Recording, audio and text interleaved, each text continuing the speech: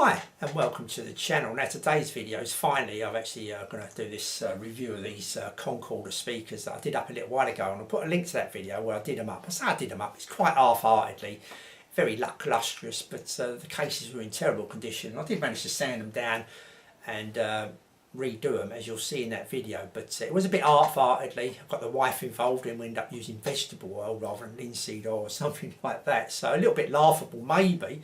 But yeah, they didn't come out too bad really, you know what I mean? But if you want to spend more time, obviously you're going to get better results than me.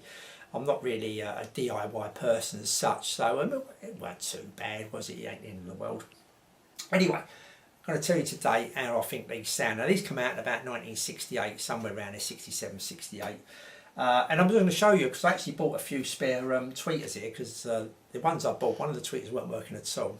Then after I got the new tweeter, I actually started listening to them. I realised the other tweeter, a little bit scratchy in places, didn't quite sound right. There's hardly anything in it, but I wanted to get it so it sounded perfect. So I actually bought a few more tweeters. So in the end, I bought 4 new tweeters, and the bloke who sold me a couple of the tweeters actually sent a couple of cards because he dismantled these and sold them for parts. So there's a picture of all 4 cards there. I thought you may be interested in that, just showing you the people, the date they were actually manufactured, and the people signing them off who tested them. So that's quite interesting to see them inside, I thought. Like I say, I bought 4. I bought 2 silver ones that originally come with the speakers. I bought silver ones, and they've done these black versions as well. I think these black versions were kind of like the Mark II of these, maybe something like that. They just wanted to just refine it just a little bit, and these are the ones that I did the review with as well. Just thought they sounded, yeah, it was hardly anything, it really was hardly anything in it. Maybe I'm just perceiving it, but I thought it just sounded a little bit better, just a tad better than these silver ones, so that's the review I've gone with. Okay, this has got a B139 driver in it, more of a bass driver. They use this more as a bass driver that I've been reading about, and this really was supposed to be about 400 Hz, something like that, frequency rise, maybe up to 800, but in this configuration, apparently, I've been reading, I'm not an expert here, I haven't done any testing, it went up to about 1000 Hertz here, and this is the reason for this here, to try and keep it under control, resonations and all that kind of stuff. So yeah, so this is to try and keep it under control, this front panel. Apparently they bring out, I don't know what model it is, but there's a speakers out today, bass units, where they actually use 2 of these drivers, and it's still got this plastic, I think they use plastic in front of it, so it's 2 of them in a box. I don't know what model it is, someone probably know what it is. But so they still use them today. So this is to keep this bass unit under control, and this tweeter, kind of tweeter mid-range, is doing quite a bit of the work. So I think the crossover is about 1000 Hertz. So this is going a bit beyond what I've been reading. This is going a bit beyond the range it wants to go at, and this is coming down a bit lower than the range it wants to go at. So if we can kind of imagine maybe these 2 people here doing a 3-man job, so they're going to struggle a little bit in the departments they're trying to cover. So we could kind of like put it that way, I think. I did go on a few forums, always do, to try and see what other people think about things and see if I agree with them, if I don't. And obviously I'll report back what I think, you know what I mean? It's only my personal opinion, and I can only go, I must have stressed this, these are old, I can only go with the units I've got in front of me. I can't, you know, someone else get a different unit, could sound totally different, you've got to bear that in mind. But I can only go what I've got in front of me. But I'll give them a good test and everything, and a few people did say that this bass drive, I want to show you a picture of it there actually, just before I show you that actually, just a bit interesting how this is actually held in. You can see there's a bolt coming off the back of it, and it goes through this square block in the cabinet and comes out the other end. So I've quickly spin it round. This speaker's actually got a bolt going through it. If I spin this round, you can see with them pictures anyway, but it actually bolts on here. This actually comes undone. So that driver, it's actually got a bolt there, and it comes all the way through and clamps into position there. Just a bit unusual, you don't see that, you know what I mean?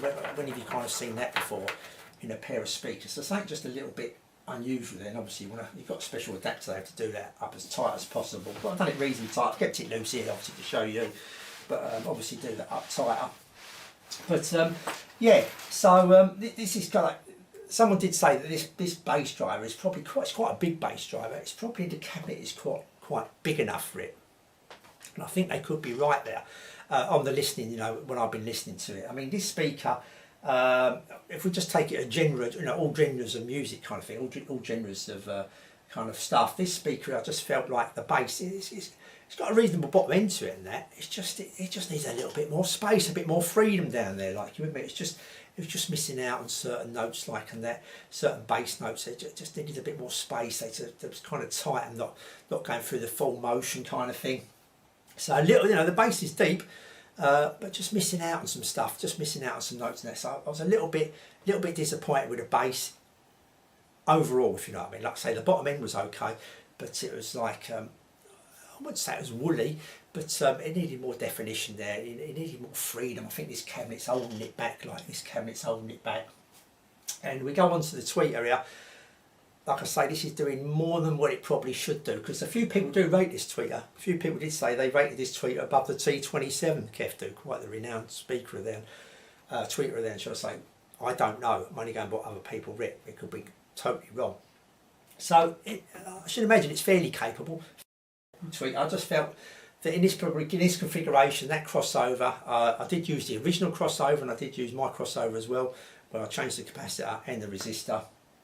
The coils stayed exactly the same. Pardon me, I just found it was rolled off at the top a bit. Could have done with more higher end. Rolled off at the top a bit. Pardon me, that's a bit of a throw. I'm trying to get through it. Rolled off a bit, and a little bit on the shouty side, a little bit shouty. It kind of reminded me a little bit of the Celestial T15s, them being a little bit shouty. I felt this speaker was a bit shouty as well. That's my opinion of it.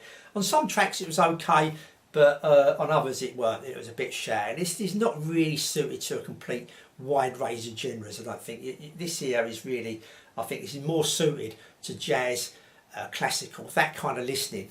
Rock and pop, not so much, you know what I mean, not so much. So saying that, kind of 60s stuff, 60s and some 70s stuff, it didn't do a bad job. I'm a bit like Bill Haley in the Comets, Rock Around the Clock. They sounded quite good, like, you know what I mean, they sounded quite good. But it's not for everything. It's mainly focused, I would have said, to jazz, that kind of music really. And I've obviously used it with quite a few different amplifiers that I've got here.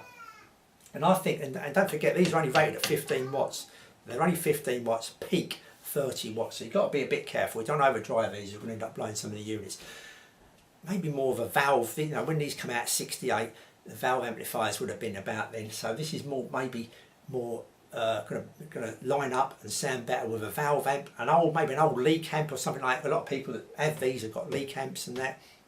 An old leak amp, something like that, on quite a good quality higher end, maybe higher end than I've got here. Well, probably definitely higher end here, probably, because this is a budget channel. Higher end amplifiers, older amplifiers. These, you may get a bit more out of these. This is what I'm saying. They may match up just a little bit better with them kind of amplifiers. But with the amplifiers I've got here, the units I've got here, they just sounded a little bit shouty. The bass, like I say, could do more definition there. And not a speaker you could listen to for too long. The actual sound stage was quite nice. Stayed within the speakers really, the sound stage.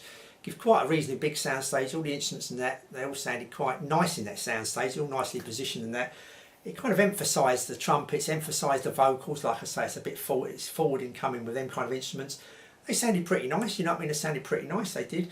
The trumpet, the sax, the sax, trumpet, piano and that kind of stuff sounded quite lively in that. Had a reasonable amount of space around the instruments, but it was just boxed up a bit in this cabinet, I think, especially you know, the kind of mid bass and all that kind of stuff. It was kind of like cramped up in the cabinet. So how can I put it? It's not really my kind of speaker. I'm not going to sit here just listening to jazz. I'm a person who wants to listen to all genres of music. So this is not an all-rounder, I don't think. This is more, like I say, to a specific task maybe. And that task, it does reasonably well, I think. It could probably do it better, but it does it reasonably well. So I paid £50 for them, but I've paid an extra 80 to get a combination, a little bit mucking around with tweeters and that, and I did change that crossover, the cap in the crossover and the resistor on one of the crossovers for each speaker and the original ones. I think what I would do is maybe I'll probably prefer the original crossover really. It kind of just tamed down that shoutiness just a little bit, where that was giving more detail, a little bit more shoutiness by putting that new cap in and that. So kind of just tamed it down a little bit, but it still was on the shouty side, and something that I wouldn't want to listen to for too long. It's not a speaker that I'm going to listen to all day kind of thing. Yeah, so it's an old speaker, and it is an old speaker, so maybe what am I expecting, I don't know. But I just want to emphasise one more, just this thing just once more, and I'm repeating it again, that this is probably suited to a more older amplifier, maybe a valve amplifier, or a more expensive in the day amplifier. May just get a little bit more out of them, but on the whole, a little bit disappointing. I think they was okay, but not for me, for a wide genre of music. So that's it. That's the Concord speakers wrapped up there, shall we say. Until the next video, I'll say thanks for watching, and I'll see you all soon.